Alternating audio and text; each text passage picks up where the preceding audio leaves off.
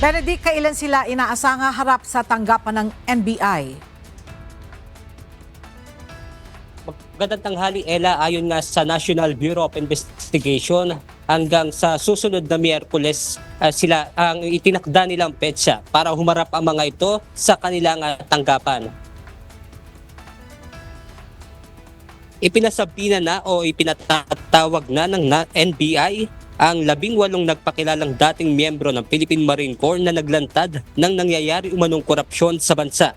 Ayon sa NBI, bahagi ito ng proseso upang alamin ang personal knowledge at maging ang partisipasyon ng mga ito.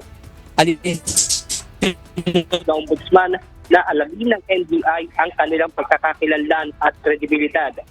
Bukod dito, hinihikayat na rin ng NBI si Atty. Levy Baligod na isumitidig sa kanila ang kopya ng affidavit. Sinasabi pa nga ng NBI na may proseso na itinakda ang batas upang hindi naman masayang ito nga ibinigay na testamento ng mga Marines o dating Marines bago nga ito iakyat sa korte. At yan muna ang ating update mula rito sa Pasay City. Balik sa iyo dyan, Ella. Maraming salamat, Benedict Samson.